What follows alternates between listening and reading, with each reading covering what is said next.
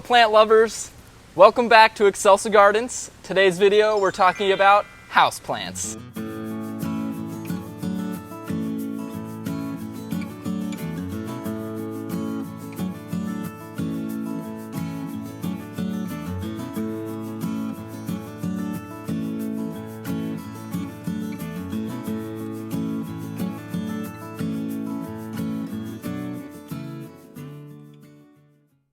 All right, let's touch base on our first topic for houseplants, and that's going to be lighting.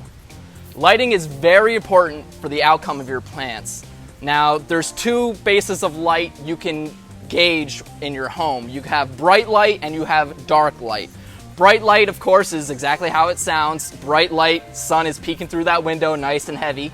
Whereas you have dark light, which is indirect sunlight peeking through the window, where you have brightness but no direct sun.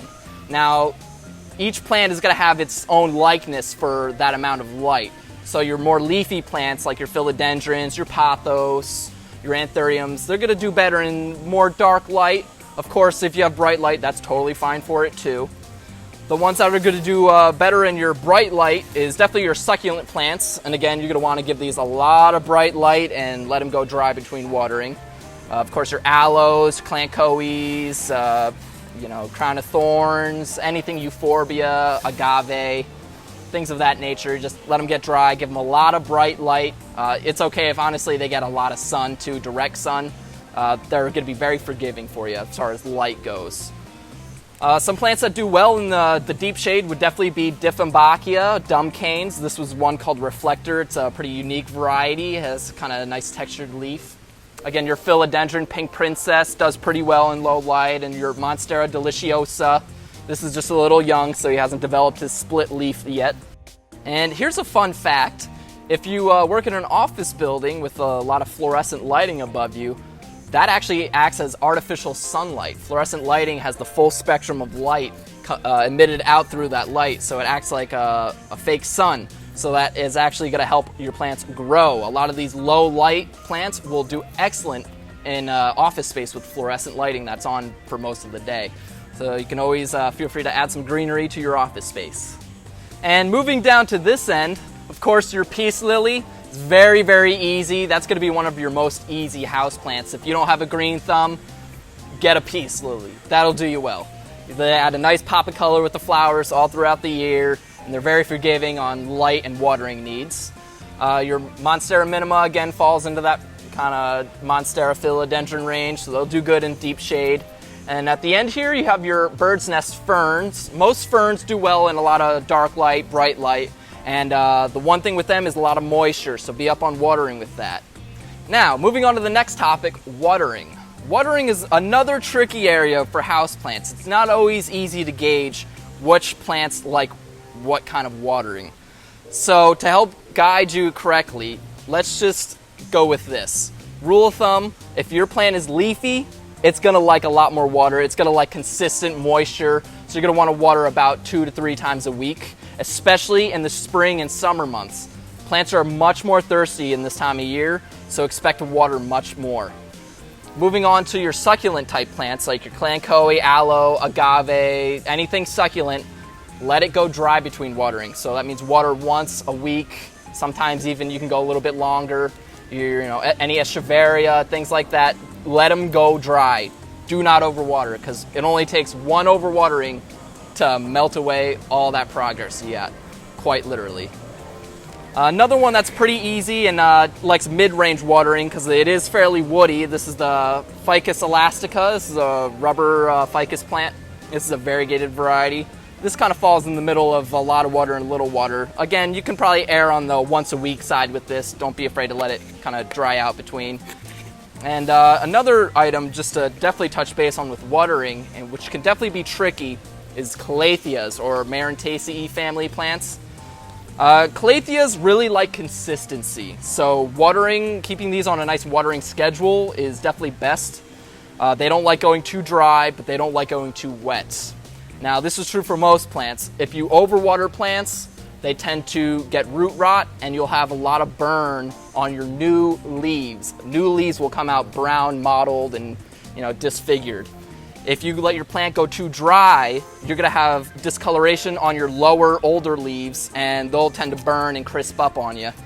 And it could even stunt your plant. So it's best, especially even for calatheas, to be consistent on watering. Keep a nice schedule. Most houseplants you can just assume 1 to 3 times a week for watering in the spring and summer months. Moving on into winter months, you're going to want to dial down watering for all your plants. Bring it down to about once or twice a week. Of course, succulents you can pretty much keep to that same schedule. Again, just let it go dry between watering. Your tropical plants like your calathea, anthurium, you water about once or twice a week max. In the wintertime, they're not absorbing as much water, they're not growing as fast because of the lower light in the sky. So they're not going to be as thirsty as they are right now in the spring and summer months. So it's definitely a good idea to keep a strict watering schedule on your plants. Be sure to gauge your watering to whichever plant likes more or less water, of course. Moving on to our next topic, fertilizer. Now this one often gets looked over for houseplants. Most people don't realize when you go to the store and buy potting soil or soil for your houseplants, it's often sterile, it lacks nutrients. So the plants really rely on us to provide those nutrients for them. In this case, we use fertilizers. Comparing the two fertilizers, liquid versus slow release, liquid you can think of a giant feast all at once a month. Here at Excelsa, we like to recommend a slow release fertilizer. That's little granular pellets of polymer coated. Usually you'll find it sold as a fertilizer, granular fertilizer. That's usually good for about 3 to 6 months depending on which plant you apply it to.